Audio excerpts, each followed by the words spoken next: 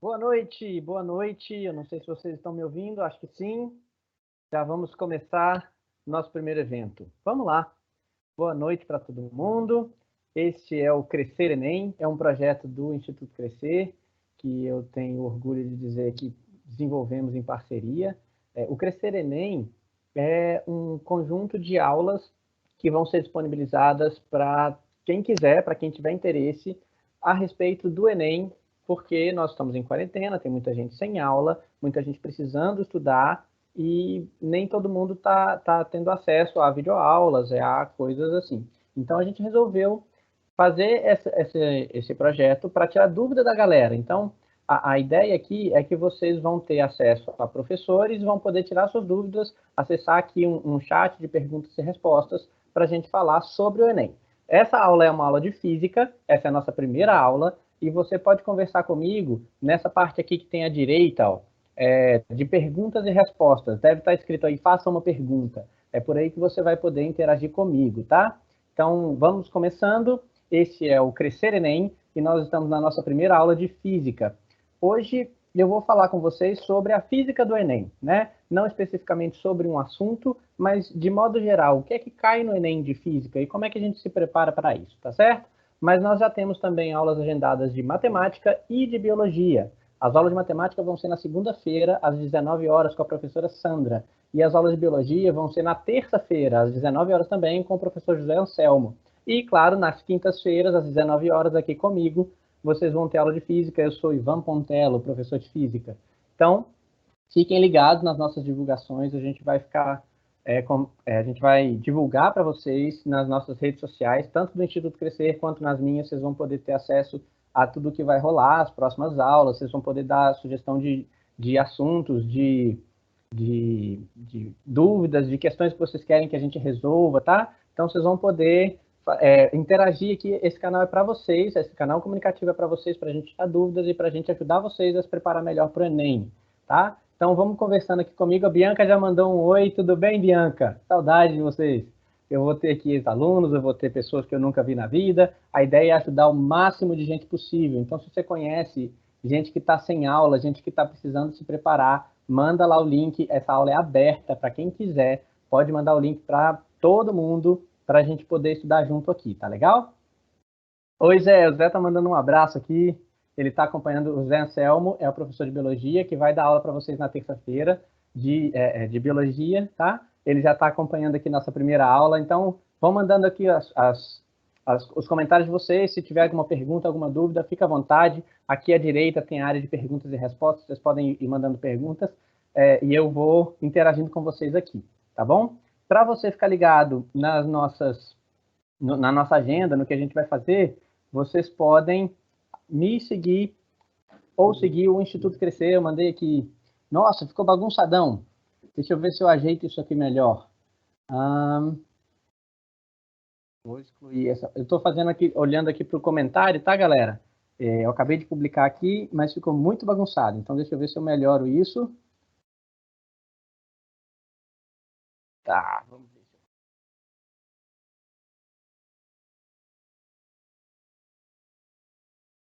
Não ficou bonitinho. Poxa,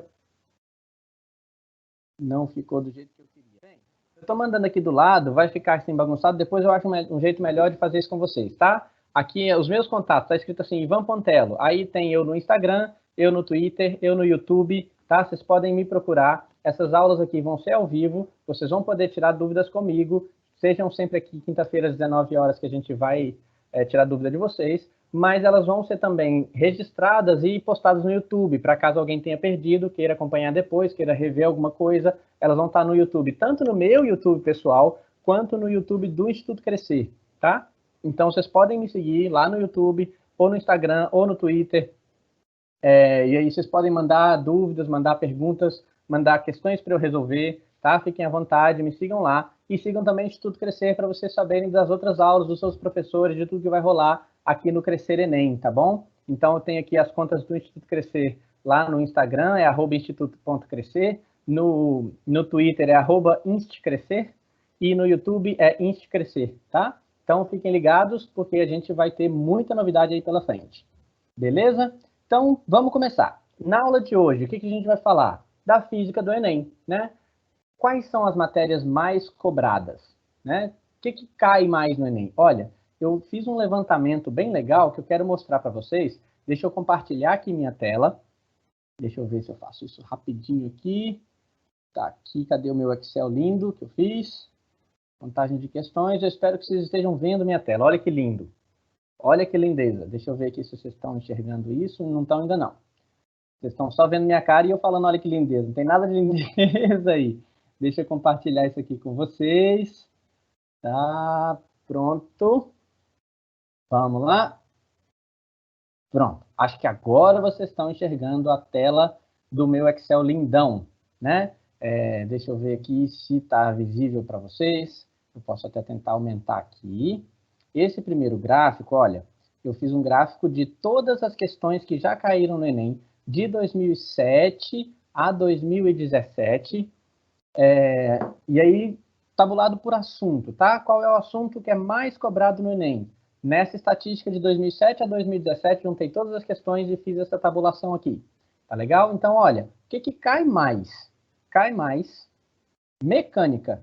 Não, eletromagnetismo, na verdade, né? 31% das questões, um terço da prova é de eletromagnetismo. Mas cuidado, eletromagnetismo é muita coisa. Na verdade, eletromagnetismo é toda a matéria da terceira série, no currículo regular, né? Então, é quase um ano de assunto aí. Então, razoável que seja um terço da prova. O outro terço da prova, ou quase isso, né? É um pouquinho menos, é o assunto de mecânica. Mas, bem, mecânica é tudo que a gente vê na primeira série, no currículo regular. Então, você tem a primeira série, mecânica, a segunda série é termologia ótica e ondulatória, né? E a terceira série é eletromagnetismo. Então, o Enem fica aqui razoavelmente um terço para cada série, né? Com um foco um pouquinho maior em eletromagnetismo, porque na terceira série, normalmente, o currículo é encurtadinho para a gente fazer uma revisão lá no final do ano, né? Para preparar para o Enem. Então, o eletromagnetismo fica um pouquinho encurtado e ele é muito cobrado no Enem. Olha, essa é uma péssima notícia para vocês, na verdade, né? Porque a gente está aqui de quarentena, a galera que está na terceira série não está vendo eletromagnetismo direito, né? E olha, despenca no Enem, eletromagnetismo. Então, a gente precisa estar atento com esse assunto, porque ele cai muito e pelo menos a galera que está na terceira série ainda não viu direito. A galera que está em cursinho, que já fez, já vai fazer de novo, enfim, pelo menos já tem uma base de eletromagnetismo para trabalhar, né? Mas então esse é um ponto de atenção para a gente poder se preparar melhor aí para o Enem. Galera que está na primeira e na segunda série também, aí não tem o que fazer, né? Pode até dar uma olhadinha lá na matéria, ver se entende alguma coisa, ótimo. Mas aí é aquela coisa de, bom, isso eu ainda não vi, tudo bem se eu errar uma questão dessa, não tem problema, foca no que você já sabe, né?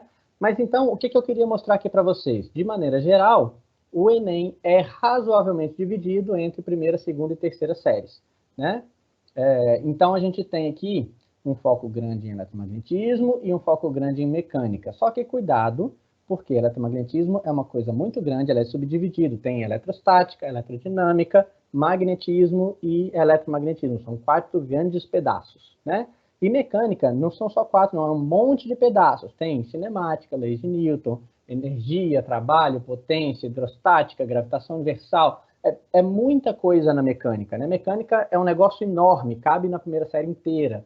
Então, na verdade, esse pedaço grande do Enem aí é subdividido em vários pequenos pedaços, tá? Mas isso, bem, essa é a estatística de Enem 2007 a 2017, certo? Como é que foi 2019, ano passado? Fugiu um pouco disso, tá? Vejam bem, eu fiz aqui o gráfico só de 2019 e reparem que é um pouquinho diferente. A mecânica pesou muito mais, o eletromagnetismo deu uma reduzida boa, né? Era 31% e virou 20%. A mecânica era 27%, virou 40% da prova. Então, eles pesaram bem mais na mecânica, tiraram um pouquinho de eletromagnetismo. Ondulatória quase sumiu. Olha, teve uma questão de ondulatória no ano passado, em 2019, né? Ela era 20% da prova, virou 7%. Então, bom, essa coisa de tentar ficar adivinhando o que vai cair na prova não é uma ciência exata, né? A gente vai ficar assim tendo uma noção do que pode cair, mas o que vai cair, bom, isso a gente não sabe, né? Ano passado, por exemplo, eles supercarregaram na mecânica, quase esqueceram ondulatória, né? Teve ali alguma coisa de ótica, alguma coisa de termologia. Termologia também é bem grande, né? Quase 6 meses de aula aí só com termologia. E eletromagnetismo deu uma reduzida, apesar de ter sido bastante importante ainda, né? Em 2019, tá? Então a gente tem que estar atento, tem que estar preparado para o que vier, né? Bom, então isso foi ano passado. Deixa eu colocar os gráficos lado a lado, só para vocês verem a ideia de comparação. Olha só. Esses são os dois gráficos que eu tenho para mostrar para vocês. Então, o 2007 a 2017, são 11 anos de Enem. Eu tenho uma divisão bem legal de primeira, segunda e terceira série, né? No ano passado, isso deu uma fugida, tá vendo? A mecânica aumentou muito, o eletromagnetismo diminuiu um pouco, a termologia ficou mais ou menos a mesma coisa, a ótica aumentou e a ondulatória quase sumiu, né? Então, mais ou menos, se prepare para o que vier, né? A gente tem ali alguma divisão razoável, mas não dá para adivinhar, não. Bom, o que eu vou fazer então? Tô mais perdido do que quando a videoaula começou, né? O que eu vou fazer para me preparar? Em que eu foco? Como é que a gente vai resolver esse problema? Deixa eu ver se vocês estão me vendo direitinho. Eu gosto de saber se está tudo correndo bem. Então, gente, conversa comigo, me manda aqui no perguntas e respostas aqui do lado, se está tudo certo, está correndo bem, estão entendendo, faz os comentários para eu saber que está tudo rolando como esperado, né? Vamos lá. O que eu planejei para agora? Bem, mostrei para vocês os gráficos, né, de 2017, 2019, e aí eu quero mostrar agora essa parte da mecânica que eu falei que é um monte de pedaços, né? Deixa eu mostrar aqui para vocês, ó. 2019, por exemplo, teve 40% de mecânica. O que é mecânica? Um monte de coisa. Eu queria mostrar para vocês, desse um monte de coisa, o que costuma cair mais, tá certo? Aí eu fiz um gráfico só sobre mecânica. Cadê ele? Perdi meu gráfico. Onde é que tá? Eu acho que está do lado de cá. Isso, está aqui. Ah, agora sim. Então, eu espero que vocês estejam vendo o meu gráfico aí, bonitão. Olha só. O que é esse pedaço de mecânica, né? Que ano passado foi 40%, nos 2007 a 2017 ele foi ali 27%, mas o que tem ali? Tem todas essas áreas aqui que são subdivisões da mecânica, né? Tudo isso a gente vê normalmente na primeira série. E aí, estatisticamente, de 2007 a 2017, o que mais caiu de mecânica foi hidrostática, que é uma parte razoavelmente fácil, então essa é uma boa notícia. Você tem ali noção do princípio de Pascal, do princípio de Arquimedes, pressão, que é força sobre área, você consegue fazer algumas questões aí, tá? Então, hidrostática é uma área interessante para a gente focar e dominar para se preparar para o Enem, né? É o que mais tem caído de 2007 a 2017. Ano passado caiu uma questão de hidrostática, tá? Então, tem caído muito hidrostática. Logo em seguida vem cinemática. Cinemática também cai bastante. Cinemática é aquela coisa de movimento retilíneo, uniforme variado, essas coisas aí, né? E depois tem todas essas outras coisas aqui. Deixa eu colocar isso numa tela para vocês enxergarem, ó. Uma lista das partes da mecânica. Olha essa aqui, ó. Se você não conseguir ler agora, depois você vai ver o vídeo no YouTube, dá uma pausa para você conseguir ler essa tabelinha que eu fiz com os pedaços de mecânica caíram de 2007 a 2017. Olha, conservação da quantidade de movimento, 3 questões em 11 anos. Quase não cai, né, gente? Hidrostática foram 18 questões em 11 anos. Tá legal? Então depois você dá uma olhada nessa tabela para saber o que você foca mais para se preparar, beleza? Então eu queria só mostrar para vocês das partes de mecânica o que é mais cobrado, o que é menos cobrado. Leis de Newton está aqui, ó, 5 questões só em 11 anos. Mas não se enganem, é porque uma questão que cobre especificamente e exclusivamente leis de Newton é rara. Normalmente, leis de Newton é usada para se cobrar uma questão de outra coisa. Provavelmente ali de trabalho e potência tem leis de Newton. A própria cinemática dá para envolver leis de Newton. Hidrostática dá para envolver leis de Newton, né?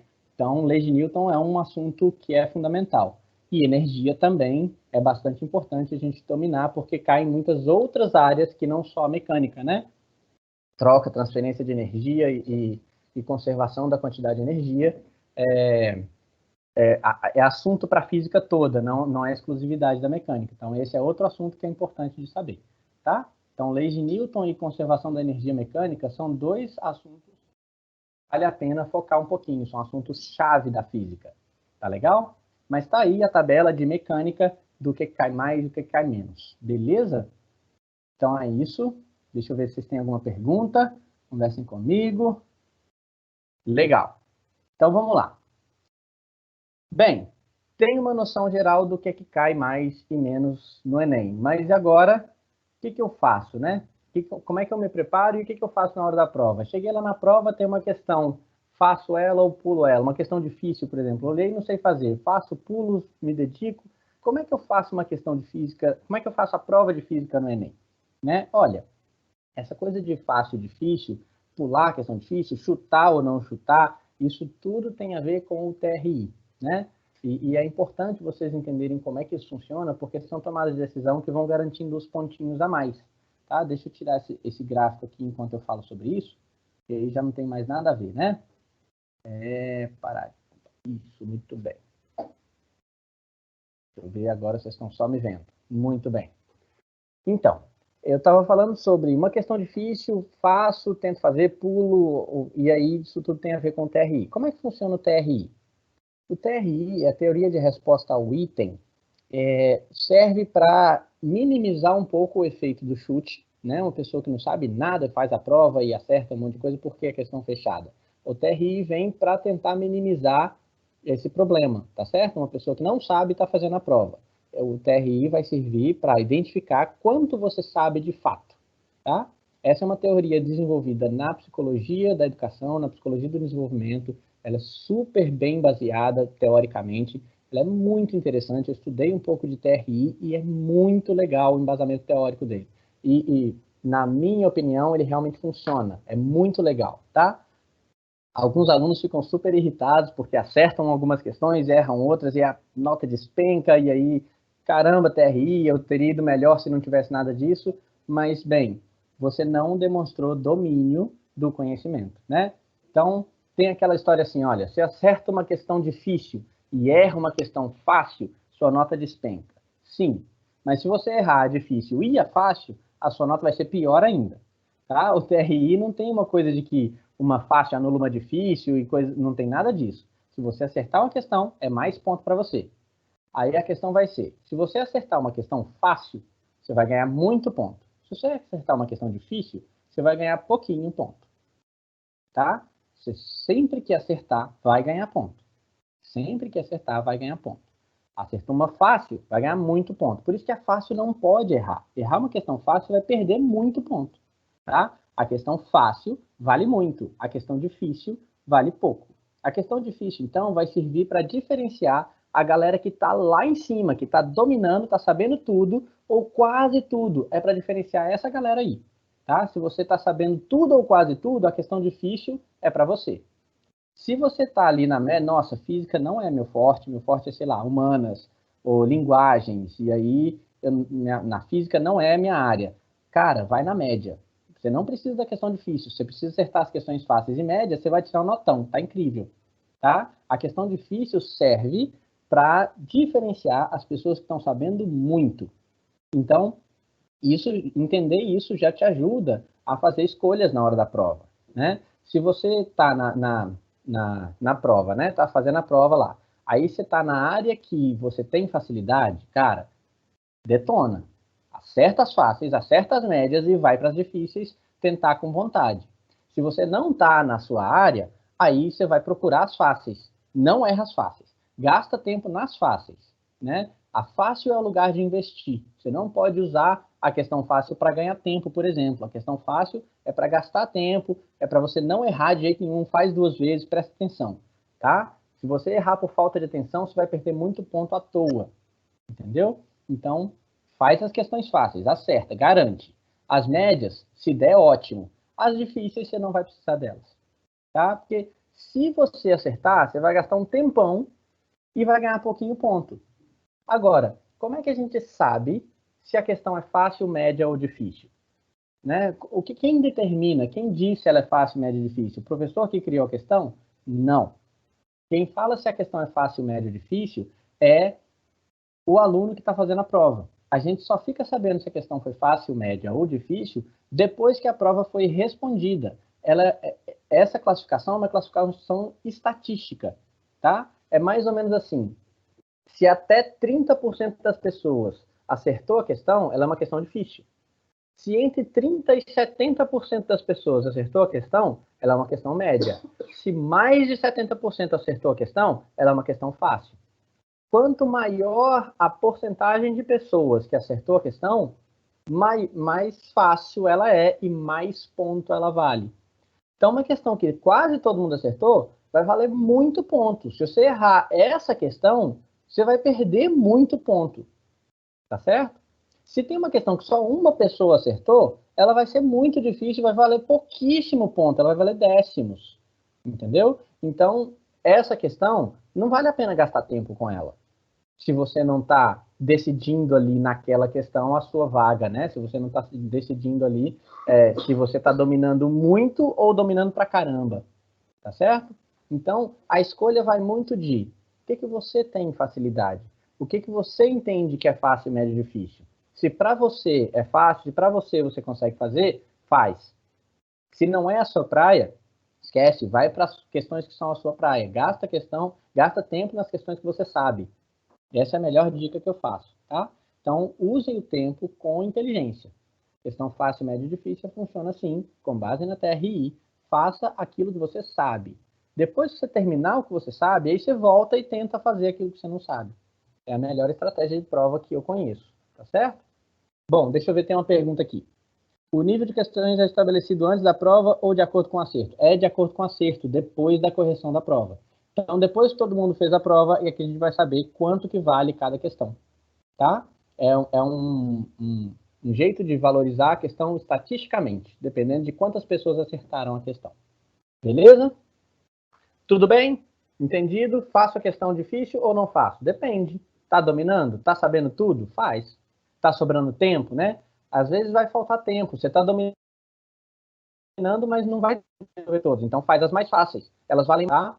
Como é que você escolhe o que fazer? Comece das fáceis, decididamente. Se não der tempo das difíceis, você vai perder menos pontos. Se não der tempo de resolver uma questão fácil, aí você vai perder muito ponto por falta de organização. E não porque você não sabia.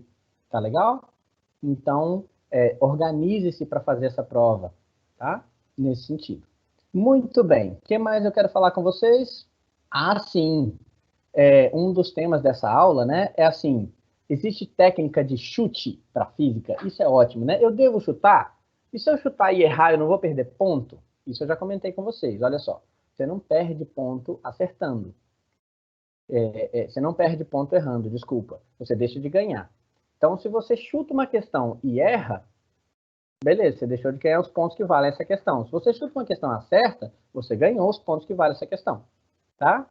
O problema é você não saber uma questão fácil. E isso é um problema, né? Então, olha só. Chutou e acertou, ganha ponto. Ah, mas e se eu chutar e acertar uma questão difícil e errar todas as fáceis? Bom, por errar todas as fáceis, você já perdeu muito ponto. Acertar a questão difícil no chute vai pelo menos te dar os pontos da questão difícil. É muito pouquinho. E é por isso que a sua nota cai muito. Entendeu a lógica? Os pontos que você ganha dependem das questões que você acerta. Tá legal? Acertar a questão difícil te dá pouco ponto. É por isso, né? Erra as fáceis, acerta as difíceis, você vai ganhar pouquinho ponto. É por isso que a TRI minimiza a galera que está chutando. Porque, estatisticamente, você não vai chutar e acertar as fáceis e chutar e errar as difíceis. É muito mais difícil disso acontecer, estatisticamente falando, né? Teoricamente, você vai chutar e acertar ali duas fáceis, duas médias, duas difíceis, o seu índice está péssimo, né? Você precisa acertar todas as fáceis, e aí, médias, fazer o máximo possível, difícil, a que der, deu, tá certo? Bom, então chutar vale a pena? Sim, vale a pena. Tem técnica de chute no Enem para física? Olha, para algumas questões, dá para tentar resolver com noção, tá? Outras não, né? Tem umas questões lá de cálculo da energia gerada por uma hidrelétrica. Tem que fazer o cálculo, não tem muito jeito, né? Mas tem algumas questões que dá para resolver com noção. Eu queria mostrar um exemplo para vocês. Deixa eu compartilhar aqui uma questão que foi de 2018. Uma questão que, na minha opinião, é fácil, tá? Eu não olhei a estatística de resolução dela para saber se ela foi fácil, médio ou difícil. Mas vamos lá, é uma questão de ótica. Acho que vocês já estão vendo ela por aí, né? Deixa eu ver. Estão enxergando a questão? Acho que sim. É uma questão de ótica de 2018. Na prova cinza é a questão 123, tá? Do Enem 2018. Então, deixa eu mostrar aqui para vocês, ó. A questão fala sobre refração, né? Uma questão de refração. Deixa eu ver se eu desço aqui mais um pouquinho para ficar a questão toda na tela. Muito bem. Bom, eu vou ler o enunciado com vocês, fingindo que é alguém que não sabe resolver a questão, tá? Para eu mostrar para vocês alguma noção de chute, beleza? Então vamos lá, vem comigo, ó. Lá no início, a figura representa um prisma óptico. Prisma, tá escrito aqui, o que é prisma, né? Tá um triângulozão aqui. É aqueles triângulos de vidro, de acrílico, né? De algum material que vai fazendo desvio da luz. Muito bem. Então, a figura representa um prisma óptico constituído de um material transparente, cujo índice de refração é crescente com a frequência da luz que sobre ele incide. Ah, professor, já não entendi. Vou ter que chutar essa questão. Não entendi nem o que é isso. Índice de refração crescente com a frequência da luz que incide sobre... Tudo bem, nós vamos ter que chutar. Entendi, tá bom. Vamos ler o resto para ver se a gente acha algum gancho para chutar melhor. Essa aqui é a ideia, tá? Existe técnica de chute? Bom, sim, se você tiver alguma noção do que está acontecendo. Olha só. Então, eu tenho um feixe luminoso composto por luzes vermelha, azul e verde. Isso é muito importante, né? Então, eu tenho uma luz vermelha, uma azul e uma verde. Cadê o feixe? Está aqui, ó. Aí, ele incide na face A. Face A está aqui. Muito bem. Então, tem luz vermelha, azul e verde, incide na face A e emerge na face B. Então, ele passa por dentro e, após ser refletido por um espelho, incide num filme para fotografia colorida, revelando 3 pontos. Então, tem um pontinho aqui em cima, outro aqui no meio e outro aqui embaixo. Um é verde, outro é vermelho e o outro é azul. Eu provavelmente vou ter que saber qual é qual, né? Aí tem aqui uns números que eu não sei o que significa, né? Porque eu não sei o que é índice de refração e não sei o que significa ele ser crescente com a frequência. Muito bem. Mas tudo bem, eu sei que é um vermelho, um verde e um azul. Vai que tem lá amarelo na resposta, eu já vou saber que não é, né? Mas tudo bem, não tem não. Aqui só tem opções com vermelho, verde e azul. A pergunta vem agora, olha. Observando os pontos luminosos revelados no filme de baixo para cima. Então, cadê os pontos luminosos? Um é esse aqui, de baixo para cima. Ó. Esse, depois esse do meio, depois esse de cima. Constatam-se as seguintes cores. Qual cor é a de baixo, qual é a do meio e qual é a de cima? É isso que a questão está perguntando. Tá. Se eu não sei qual é o índice de refração, eu não sei como é que ele se comporta, pelo menos eu vou ter que fazer um chute. Vamos lá. Vermelho, verde e azul, né? Vermelho, azul e verde. Eu vou dar uma olhada aqui nessa figura de cima. Eu sei que o violeta está aqui. Aqui está o azul, ó. Azul é o primeiro da figura. Logo depois vem o verde e o vermelho está lá no final. Tá certo? Ele falou que tem alguma coisa de refração crescente com a frequência. Provavelmente vai ser essa sequência aqui. O azul é de uma ponta, o verde é o do meio e o vermelho é o do final. Ou vai ser, então, aqui embaixo, ó, azul, verde, vermelho. Ou então vai ser vermelho, verde, azul. É uma das duas. Só tem 2 opções. Olha, então das 5 opções da questão, eu já caí para 2. Verde com certeza está no meio, porque está aqui, ó. Entre o azul e o vermelho tem o verde. Então, provavelmente o verde é o aqui do meio. Vamos lá nas opções. Qual que tem verde no meio? Essa, opção A, vermelha, verde, azul. E essa, opção C, azul, verde, vermelha. Só tem essa, uma das duas, A ou C. Ó, isso já melhora muito meu chute. Ao invés de eu chutar entre 5, eu chuto entre 2, tá? Já é uma chance muito melhor. 50% é melhor que 20% de chance de acertar, tá certo? Então, eu vou em vermelha, verde, azul ou azul, verde, vermelha. E a resposta certa é vermelha, verde, azul. Tá? Então, 50% de chance de você acertar, só porque você viu que o verde está aqui no meio, entre azul e vermelho. Pô, isso é uma noção que me ajudou a chutar, tá vendo? Tá legal? Aproveitando, eu vou só resolver a questão rapidinho, tá? E aí, eu vou ver as dúvidas de vocês, tá? Como é que eu faria a questão de fato? Bom, para fazer a questão, eu tenho que entender que quanto mais frequência, mais refração. O que significa mais refração? Significa que a luz vai fazer mais curva, vai desviar mais. Quem tem mais frequência aqui? Isso aqui pode ser uma pegadinha. 400 o quê? 400 bananas? Não, 400 nanômetros. Nano significa 10 elevado a menos 9, isso é um número. A unidade de medida aqui é metro. O que eu estou medindo aqui? Comprimento de onda, eu teria que saber isso. Tá vendo? E sabendo isso, que é comprimento de onda, eu sei que dos meus três, o azul tem menos comprimento de onda. O verde é o do meio, o vermelho tem mais comprimento de onda. Quanto mais comprimento de onda, menos desvia. Quanto mais comprimento de onda, menos frequência. E quanto menos frequência, menos refração, tá? Então, o vermelho é o que tem mais comprimento. Cara, sabe como eu lembro disso? Eu fico pensando, eu quero fazer curva, certo? A luz está fazendo curva aqui, ó. Qual vai fazer mais curva? Quem tem menos comprimento. Para mim faz sentido. Eu penso num carro e um caminhão fazendo curva. O caminhão vai fazer menos curva. É mais difícil fazer curva com um caminhão, mais fácil fazer curva com um carro. Então, quem tiver mais comprimento faz menos curva, vai mais reto. Tá? Então, o vermelho que tem mais comprimento, ele vai tentar passar reto aqui, ó. É o daqui de cima, que aí quando refletiu, ele veio para cá. O vermelho é o mais de baixo. Por isso, a resposta é a letra A, vermelho. Tá legal? Então, para responder a questão, eu teria que saber comprimento de onda, a frequência, a relação entre eles, a relação entre a frequência e a refração, saber que quem refrata menos é o vermelho, porque ele faz menos curva, e aí ver o desenho e saber que o vermelho vai ficar embaixo. Uma questão que, para resolver direitinho, ia dar trabalho, mas com uma técnica de chute, deu para ficar entre duas ali, ao invés de ficar entre 5. Tá legal? Deixa eu ver se vocês têm alguma pergunta sobre isso. Vamos lá.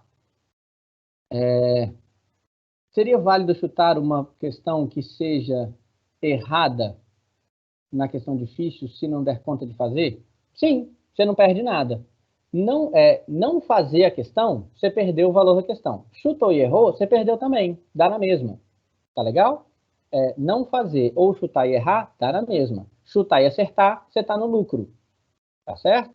A questão é, se você acertar uma questão difícil no chute, você vai ganhar pouquinho ponto. Tá certo? Se você, mas não chutar, você não vai ganhar nada. Então, vale a pena chutar. Seria válido chutar uma questão difícil? E se você errar, o que acontece? Nada, você não vai ganhar nada. Né? Mas se você acertar, você ganha alguma coisa. Tudo bem?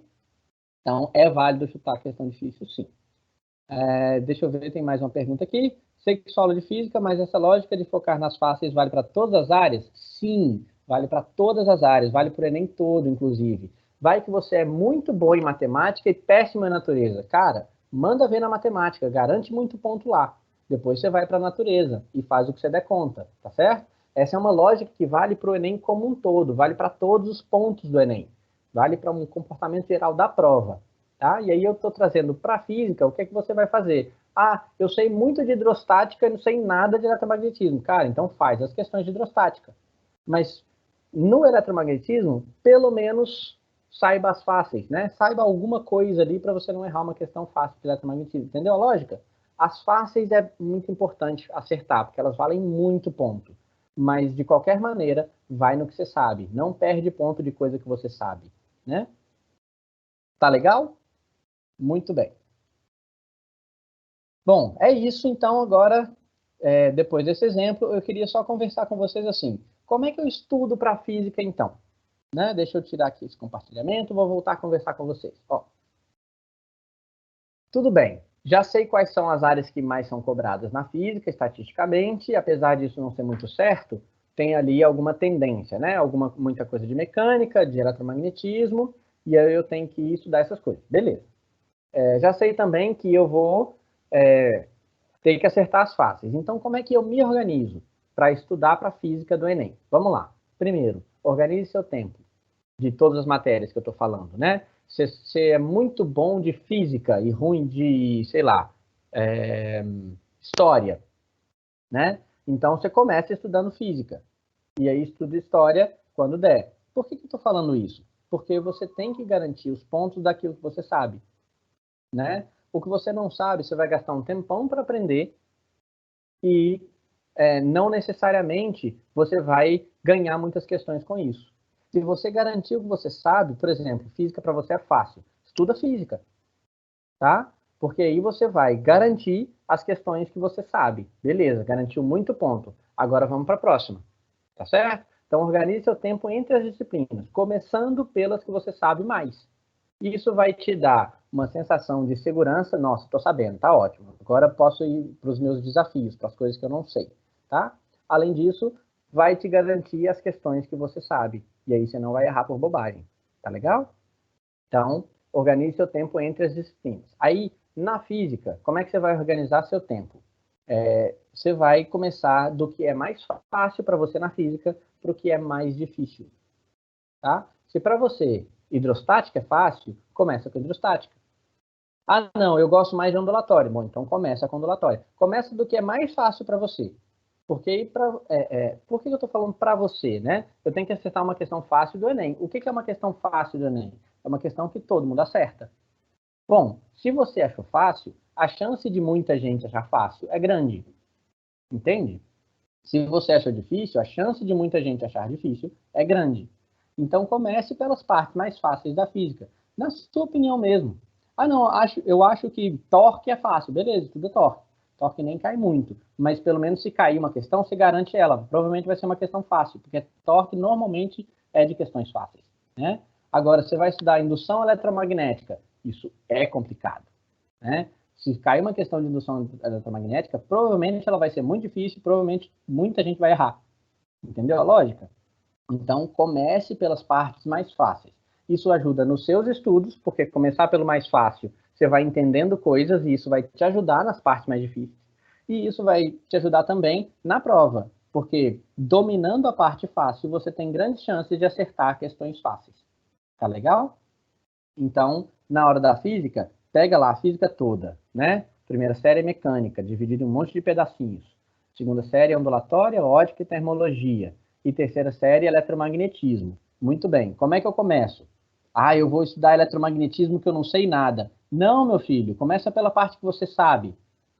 Começa pela parte fácil. Vai lá para cinemática. Vai lá. Não sei, eu não sei o que é fácil para você, né? Você vai escolher isso. Ótica, por exemplo. Propagação retilínea, sombras. Né? Isso normalmente é muito fácil. Tá? Começa pela parte que você sabe. Depois você vai aumentando gradativamente o desafio. Beleza?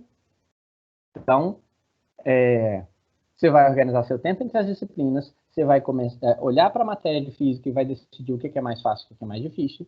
E, por último, você vai usar o critério do ai, mas isso quase não cai. Tudo bem, então isso desce na sua prioridade. Né? Aí isso cai muito, tudo bem, então isso sobe na sua prioridade. Aí você vai usar para ajustar a sua classificação, né? Do que eu estudo primeiro e o que eu estudo depois. Tá? Então são 3 coisas. Primeiro, organizar o seu tempo junto com as outras disciplinas. Segundo, pega a física, decide para você o que é mais fácil e o que é mais difícil. Faz um ranking. O mais fácil você vai estudar primeiro. Beleza. Depois você vai olhar de novo para esse ranking do ponto de vista de o que cai mais e o que cai menos. Eu acho que eu ajudei vocês nisso, né? Mostrei aqui umas estatísticas do que cai mais e o que cai menos. Você vai ajustar um pouquinho o seu ranking, né? Eu gosto muito de quântica. Acho fácil, acho que para mim eu deito em quântica, mas quase não cai, velho. Então vou descer um pouquinho no ranking, depois eu estudo quântica, né? Entenderam a ideia? Então organizem-se de acordo com essas 3 coisas. Tá legal? É isso que eu queria falar para vocês. Eu queria agora, se vocês tiverem alguma pergunta, me manda aqui. Estou vendo aqui as perguntas. Deixa eu ver se eu publico aqui. Coisa linda, olha. Vou publicar aqui umas que vocês estão me mandando. Se vocês tiverem alguma pergunta, alguma coisa que eu falei, algum comentário, alguma sugestão, tá legal? Vai me mandando. Deixa eu só ver se tem mais alguma pergunta que vocês me mandaram. Muito bem, acho que eu respondi todas, tá? Fiquem ligados, então, para as nossas próximas aulas. A minha próxima aula de física vai ser na semana que vem, às 19 horas na quinta-feira. Minha aula vai ser sempre quinta-feira às 19, tá? Aí eu queria que vocês me mandassem sugestão para o próximo tema. Essa aula foi uma aula de visão geral da física no Enem. Na próxima aula eu já queria abordar um assunto. E aí eu queria tirar dúvidas de vocês. Então, para isso, eu precisava que vocês me mandassem dúvidas. Então, acessa lá meu Twitter, Instagram, o YouTube, qualquer coisa. Eu vou postar esse vídeo no YouTube, tá? vocês podem comenta lá embaixo qual matéria que vocês queriam que eu abordasse, ou se tem alguma questão que vocês querem que eu resolva, alguma pergunta, alguma coisa que vocês não sabem, tá legal? Me falem, por favor, o que eu posso fazer nas próximas aulas, e aí eu já vou definindo com vocês, tá? Lá no Instagram, o meu é @ipontelo, no Twitter também é @ipontelo, e no YouTube o meu canal é ipontelo também, vocês conseguem me achar, tá? Daqui a pouquinho essa aula já vai estar lá. E o Instituto Crescer, para vocês saberem das outras aulas, já tem matemática na segunda-feira, às 19h, e já tem biologia na terça-feira, às 19h, com o professor José Selmo, matemática com a professora Sandra, tá? Então, fiquem ligados no Instituto Crescer. O Instagram deles é @Instituto Crescer, instituto.crescer, tá aqui. Eu publiquei aqui do ladinho, tá, gente? Aqui na parte de perguntas e respostas, ó. O Instagram é @instituto.crescer, o Twitter é @instcrescer e o YouTube deles também é instcrescer, tá? Para vocês acharem eles lá, fiquem ligados. A gente tem, por enquanto, essas 3 matérias, são 3 professores que se dispuseram a dar aula aqui, né? Física, matemática e biologia. Daqui a pouco, provavelmente, a gente vai ter de outras matérias também, então fiquem atentos e me falem o que vocês querem ver na próxima aula, tá? Tragam dúvidas, questões que eu possa resolver, e é isso. Muito obrigado, eu queria muito agradecer ao Instituto Crescer por disponibilizar aqui a plataforma que eu estou utilizando, que é do Teams da Microsoft, que é o Teams do Instituto Crescer, para poder dar essa aula ao vivo para vocês. Convidem pessoas para assistir essa aula, quanto mais gente, melhor. Essa aula é aberta, é pública, para quem estiver precisando. Se cuidem, lavem as mãos, fiquem em casa, tá? Vamos todo mundo agir com responsabilidade para a gente poder voltar para as aulas o mais rápido possível. Muito obrigado, beijo para vocês e até a próxima.